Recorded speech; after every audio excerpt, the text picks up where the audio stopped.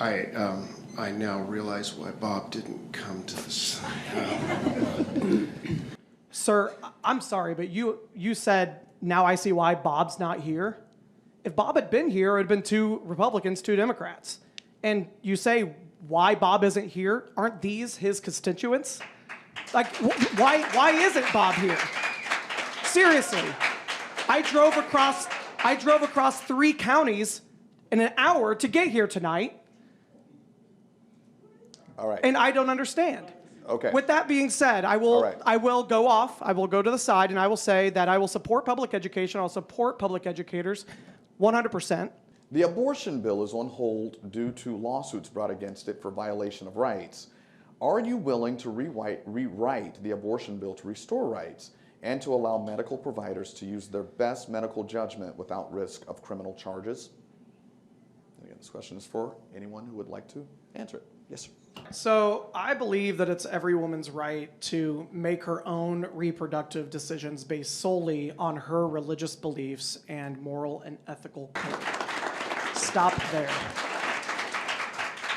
No woman plans on having an abortion. They just don't. It's not on some bucket list that you want to do.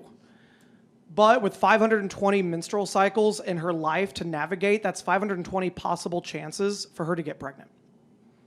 We should focus our time, money, energy, resources on things like access to birth control, age-appropriate sex education, and making those things affordable for all. The U.S. Supreme Court reverses its decision. Will you support or oppose same-sex marriage in Indiana law? But no, I would not support homosexual marriage. All right, thank you very much. Go ahead. Love who you love. Love who you love. It's not the government's responsibility to tell you who you can marry.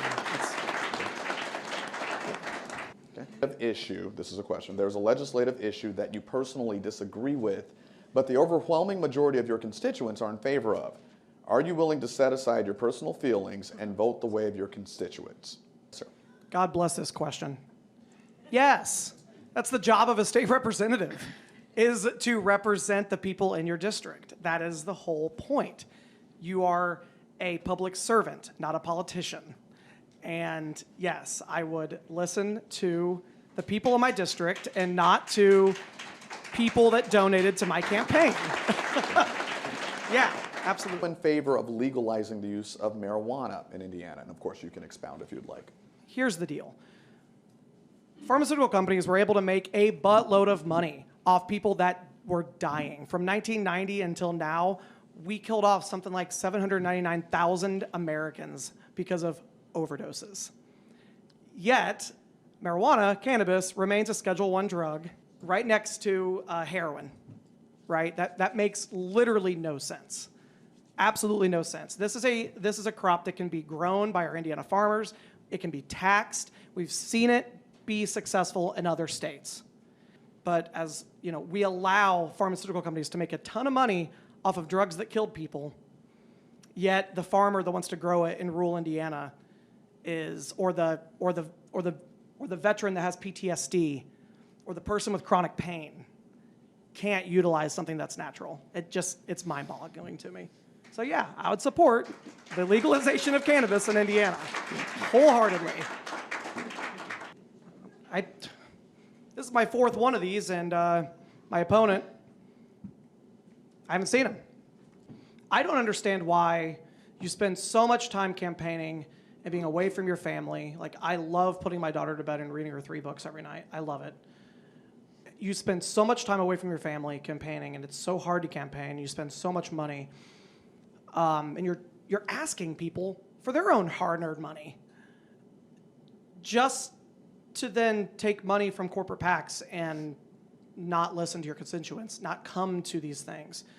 You know, if I had not ran this year, my opponent would have went unopposed for 6 years. That's not how democracy works, period. It's not. So very simply, my ask for you is very simple. Just trust me with your vote. Send me to Indianapolis for 2 years. And if you're not happy with the work that I do for you and your family, then fire me in 2024, because that's what this job's supposed to be. That's what this job's supposed to be. You have to be available. You have to represent. You have to be a member of the community. And if you're not doing those things, then what are you doing?